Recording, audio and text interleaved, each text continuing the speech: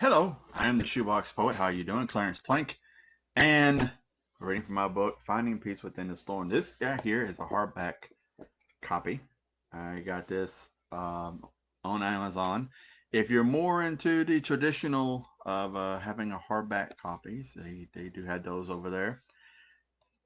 Whenever I go to a bookstore, I always go over to the poetry section and look at different books to be able to see about the covers and stuff and try something new. I saw one cover had or one back cover had a poem on there, so I figured I'd try that.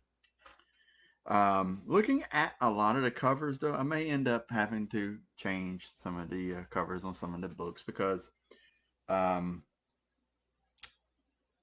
aesthetically it's a little bit. It don't really look like a poetry book.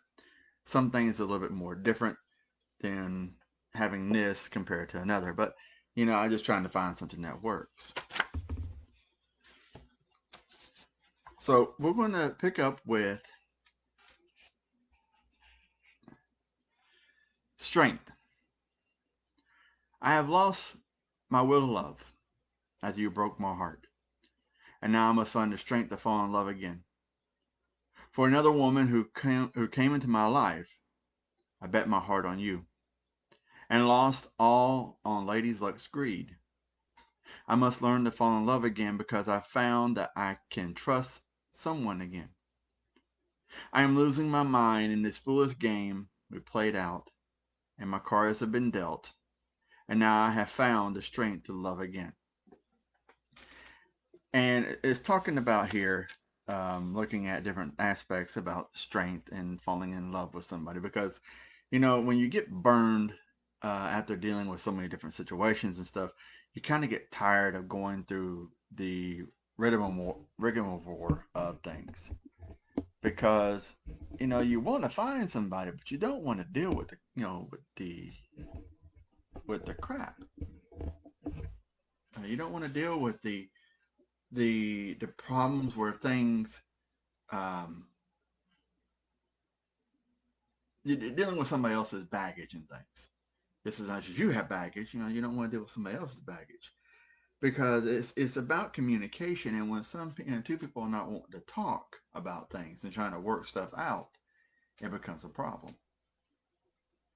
And when you try to work those things out, or you go through the motions of trying to work things out, and the other person's not willing to change or willing to do stuff, and you're not supposed to change for somebody. You're supposed to change for someone because you decide to change, not having somebody make you change.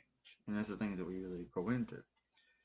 Now, falling in love with somebody is just like a lot of times you get on that point where it's not reciprocal, and that's a lot of times where I'm standing on that preface and I'm the one making the jump and nobody else is, or there's somebody that did make the jump and I'm just sitting there looking at them and I'm just like I really wasn't there. But we go through that in life. Well, this next one's called unanswered questions. Is there a reason for this insanity? If there is one, what would the answer be? It may be a simple answer within reason, then maybe it is one of no reason at all. Can my life be such as this? One of those unanswered questions that have no answers, but one that brings more questions to light. Without reason, my insanity kills, and then again, I am only to blame for this. A lot of times when I'm looking at this, it's like you have those unquestioned answers that are questions to your questions that you ask yourself that go unanswered because you really don't have an answer for them. And you work through life trying to figure out things. It's just like how to do something better, and you go through the motions or you go through the things. You should say, and working to improve or and better yourself or do things, but at a certain point you end up being back where you were, and it's just like I thought I left this, but here I am again, and I don't understand it. And I put so much effort into getting beyond this, but here I'm back at square one again. And it's just like, and they're saying that there's something that's happening that's not changing, and it's just like, and so you're like, okay, what's not changing? And then you realize the things, and then you try to, apply yourself to do better in those areas to where things will change, hopefully for the better. So, this next one's called Back Then. Back then, back when there was love before all this hate. I can only think of you. Back when you used to care for me. I can still remember how I felt for you. Back when all we knew was love. And all I ever felt was my love for you. Back then, before I lost you. Now, for this poem right here, it's just, calling back a time for a person when you fall in love with somebody and you go through them, you go through things, and then you find that you find you get angry and frustrated with that person, and you wish that you can go back to where things were, but you can't because the things have changed. There's no situations changed. So you really sit there and you go like, well, what can you do? Ain't really much you can do. This next one's called Questions of Guilt. A storybook full of lies, poems of a broken heart with shattered dreams as bookmarks. On dark and stormy nights, lost without family and friends, forget these troubles if you think you can. And all the unsettled matters at hand, for someday you will fall in love and know this wonder of life. She will answer all your questions and give you the hope you needed. And a lot of times, when you find somebody, you kind of hope that they will take all the questions or answer all the questions or be that person that fits to where things are. And a lot of times people do fit, but the things don't really work out in that way because you invested a lot into somebody that's not really meant to take on those burdens. It's not it's not meant for them to have those burdens. You got that's the baggage of the burdens that you're putting on somebody else, but they're not that. Or I should say, you imagine that somebody's this or X when they're really a Y or they're like a V or a C or something like that. So you try to, when you really in all actuality, you just need somebody just to be. That's it. Just to be who they are. So, this next one's called Emotions. True emotions of my soul, the emotions of waiting and wanting, the emotions of this broken heart who wants to know your touch. Emotions of lust that cloud my mind, and these emotions I feel without the joy of loving you. My emotions that haunt me, this emotion I have filled my life with. And we all get in our emotions or in our feelings and stuff about things when it comes to certain people and certain situations and things.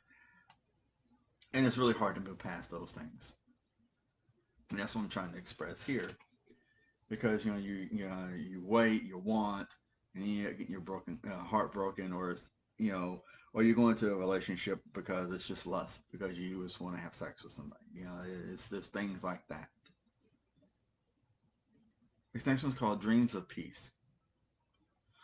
Loneliness and failure, sadness and regret, heartache and depression, wasted time and feelings.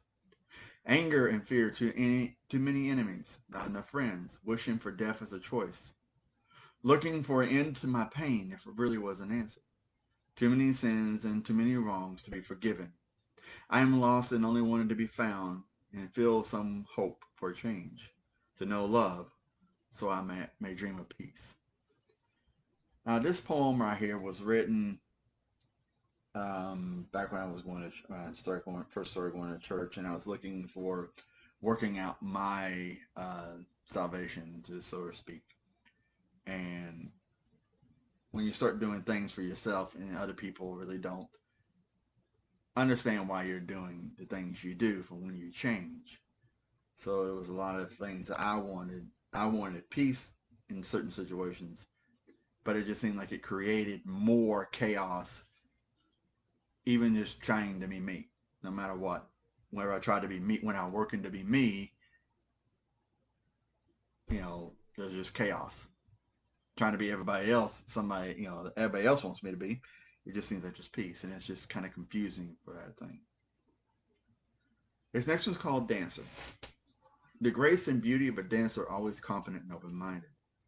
A dancer is even more beautiful when she has fallen in love for the first time. Her every move is elegant and graceful because she is feeling love and she dances. She does not see the audience, only she sees her lover, and she is only dancing for him.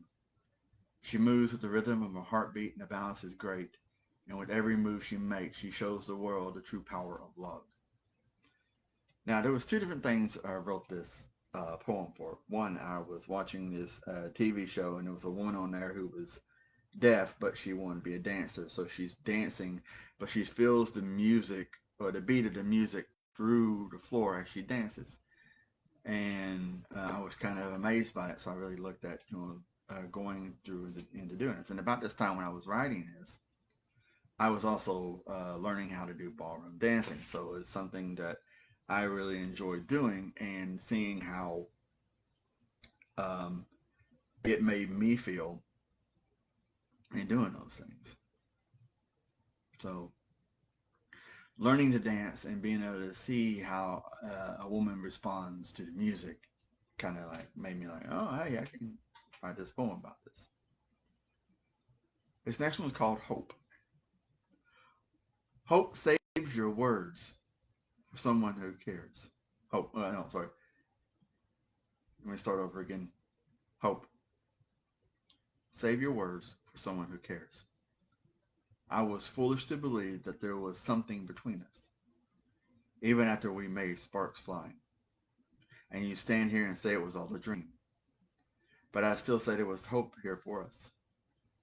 And I know somewhere deep inside of you, I know you feel the same for me. I can see from the look in your eyes there is still hope. But as you said, there's nothing between us. And there never will. And in short, my dear, I am the only one here who is drowning my hopes in my hope of loving you and trying to forget. And it's basically, you end up finding that one person or finding someone, you're hoping that things will continue. But then, you find out that that person loves somebody else. And that's what happened here. I had met this woman and we have been talking, and I thought that, she was going to be the one that to be a relationship with, but kind of find out she likes somebody else. And everybody was in her ear about, oh yeah, this guy over here, he's really, this, and this. And, that's neither here nor there because of the stories I can tell you about that situation. But anyway, thank you for being here. Thank you for watching the video. If you got this far, I want to tell you, first off, check out Cast in the Fire podcast. There is a new podcast by Sherry Aikenhead, and Bill and Ron Miller, and they have posted it over on their podcast. Definitely check that out. Check out the Spine podcast, the Spine Bookshop. Check them out. And Lindsay shows that she interviews more of the local authors that are in her shop. Donate if you can to the Spine Bookshop. The link is in there for the GoFundMe. She's looking to find another place, and things are looking on up and up. There may be something there, but she still needs the money to be able to cover rent for for 2 months. So but definitely help them out if you can. My friend Jenna Jinks Portraits, and she did the wonderful pictures behind me on the wall. Definitely check her out, her website. She does commissions for things. Check out my friends Aria and Alberta, and Reiki. Their links is in the description below. And I will be at Books, Media, and More on May 19th in Nashville. Definitely look in there. I'll be there from 2 to 5 p.m. And I will have a podcast coming up, in an interview for a podcast through the Spine Bookshop in June. And also the Bill Peach Memorial Festival of Books will be in Williamson County. I will be there. So I hope to see you there too. And so, thank you for watching. Hope you have a good day and enjoy this, and I'll be back next week.